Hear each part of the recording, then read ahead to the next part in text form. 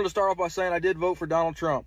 We are possibly going to lose our farm if NRCS doesn't hold up their contract with us on the EQIP program. So the reason that they're not able to hold up the contract is our EQIP program, which is cost sharing on fences, waters, a well, and some seedings, was funded by the Inflation Reduction Act. Because of the executive orders, there is a pause or a freeze on the funding through the Inflation Reduction Act, and they're not able to pay out on the stuff that we completed or anything. I've had a number of farmers reach out to me saying, why are we not talking more about this? Because they've been impacted and they expect to be impacted even more. If you don't know Elon Musk, he more or less dismantled the USAID program with President Trump's blessing. He gutted the system down from 10,000 workers to about 300. They help with things like providing food supplies. And so you have farmers here in the US providing those grains, providing wheat, providing lentils, providing all of these different resources that can later be sent around the world. Last night I watched video after video of farmers who might lose their farms because the government is reneging on contracts they wrote with these farmers. Hi guys, my name's Will, your favorite rural campaign and elections expert, and let's talk about it. Now the problem is President Trump's order to freeze most federal grants and loans has created a panic and uncertainty within the agricultural sector, which relies on billions of dollars in direct government assistance for loans, disaster relief, and conservation practices, many of which have been around since the days of FDR, and farmers have begun to rely on them. Now, if you've watched the news at all, you know that a federal judge blocked the order on Tuesday. The problem is, and what the media isn't telling you, is that farmers and ranchers over the last week to 10 days have begun to receive letters telling them that the government may not be able to live up to the promises they made in these signed contracts with farmers and ranchers to improve conservation and increase productivity on the farm. Sadly, I watched one cattle farmer video last night in the state of Missouri where he said that he's going to fall $80,000 short in funding because the government promised him that if he and his family invested in good conservation practices, they would support his efforts with grants and loans. He received a letter in the past 10 days telling him that they couldn't keep their promise even though they have a signed contract. And as a direct result, he's going to fall $80,000 short on his spring loan payment. And the only option he has right now is to sell his cattle. And he needs those cattle because those cattle are going to have calves, and he needs those calves to pay his fall payment. It's a no-win situation, and it's not his fault. Since the election, everyone has reminded me that I thought Kamala Harris was going to win. Everyone has reminded me that she didn't win and Donald Trump won. I've seen it over and over and over again. But what I also said was if Donald Trump did win, it would be a disaster for farmers and oil workers. Because the last time Donald Trump was president, it was a disaster for farmers. But some folks who aren't feeling Trump's optimism right now are American farmers, and they are stuck in the middle of all of this. Frank, who did you vote for president? Mr. Trump. Right? Trump. Mr. Trump. If the election were today, Frank, would you vote for Donald Trump? No way. Couldn't happen. No. You voted for President Trump. So now, in this moment, you say you're in a free fall. What is your message to him? So I'm off the Trump train. Where I'm going for now is I got to protect my business. A wheat farmer who says he's lost $400,000 since Trump took office. I think there was a lot of people who voted for him that want to stay loyal to him, but it's going to get to the point where financially, if it's between supporting the president or losing your family farm. Good morning, YouTube. So this video is going to basically be an FAFO Farmers Edition. I've been watching media coverage, other YouTube videos, Instagram, TikTok, just kind of checking into different media outlets and social websites, basically seeing what the talk is. And right now, apparently the farmers are realizing that the Trump administration is going to be harmful to them because they had an agreement with the Biden administration under the Inflation Reduction Act. And the Biden administration basically was a contractual agreement that if these farmers were to produce crops and send them overseas, that they will receive contracts and payments through the Inflation Reduction Act. And when Donald Trump put in the federal freeze, that federal freeze stopped their funding. And so now you have horror stories, which is very, very sad. But you have horror stories of people saying they've lost $400,000, that they regret their vote, they regret voting for Donald Trump, and they're not able to get their money and their resources that was contractually like guaranteed to them. This was a contractually legally binding thing that was under the Inflation Reduction Act, but because Donald Trump put in the federal freeze, it is stopping their resources. And this is just another example of people literally voting against their own self-interest, because if Joe Biden had a contract with you guys under the Inflation Reduction Act guaranteeing you guys money and resources, why it's so,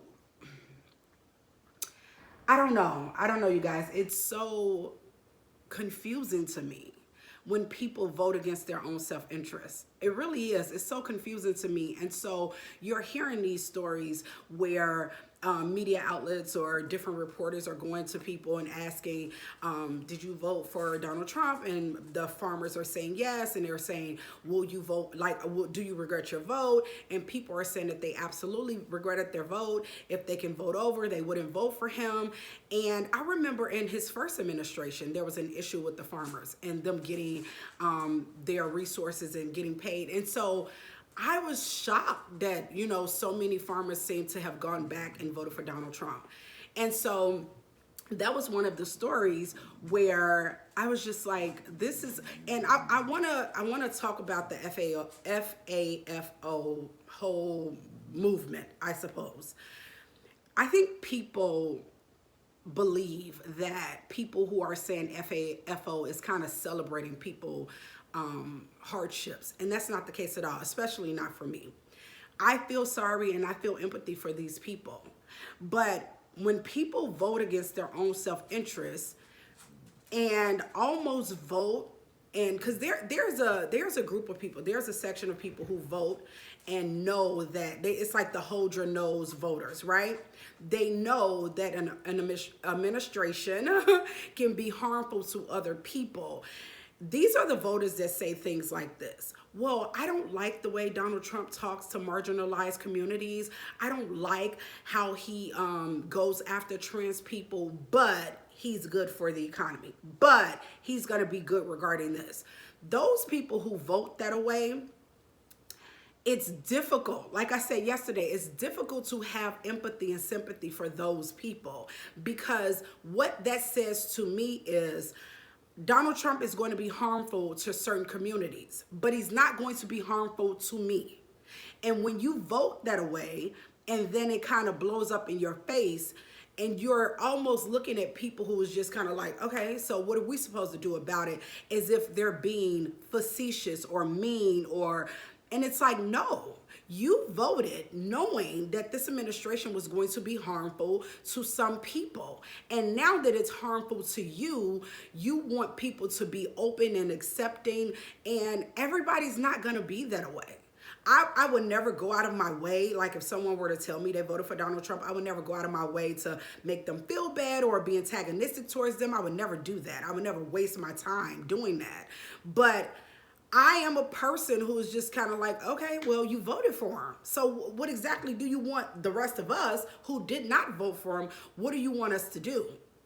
So that was one story. And I was watching all of the coverage, and I mean, it was so sad. People are losing hundreds of thousands of dollars because of this administration, and how Donald Trump just put in that federal freeze and didn't seem to take in consideration all of these harmful things that are going to happen to people. And so that was one story that I seen. I actually seen 3 stories, but I'm going to cover 2 because 2 of the stories seem very similar. So the second story, there was a couple, and I forgot what state they lived in, but the nurse, the wife was going to be a nurse, and she was offered an employment opportunity in Washington. and they were packing up their house. They sold their house. They, from my understanding, they like sold it. I mean, they got rid of everything, either got rid of it or packed it up, whatever it is that they were going to take, sold their home, and was planning to move to Washington. And then the husband was a veteran. The wife was a nurse for the VA. So they were moving to Washington to work for the government. And I'm pretty sure they were very happy and excited because they were offered this like lucrative, good opportunity. And they think, you know, everything is great. And now the federal freeze was put into place. And now they're like, they've already sold their home. They believe they're getting this great job as a family. Like I said, the husband is a veteran. He's a veteran. And the wife is a nurse for the VA. So they've already uprooted their lives. And now they get a letter saying because of the federal freeze that her employment is basically null and void.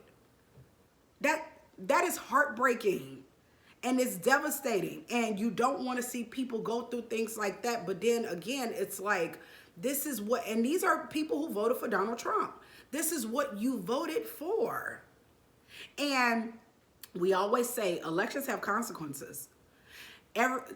Things are never going to go exactly how you want them to go. But these things are very heartbreaking because these are like life-altering stories. They sold their home.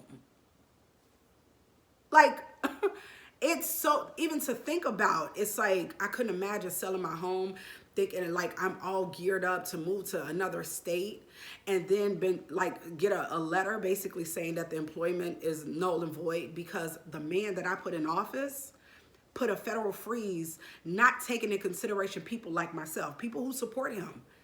One story, the guy said he voted for Trump all 3 times. And he was like, I regret my vote tremendously because those people didn't think it was going to affect them. And that's my problem.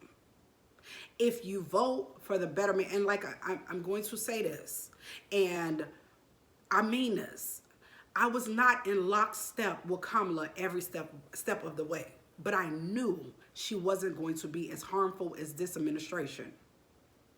I didn't agree with every single thing. I never completely agree with every single thing anybody say, let's leave alone a politician, ever. But when you are voting, it's almost like you're voting for the lesser of the 2 evils. It's very unfortunate that that's the way it is, but that's the way it is. So I did not agree with every single thing, every single policy she was proposing, but I knew that she was not going to be harmful in this way.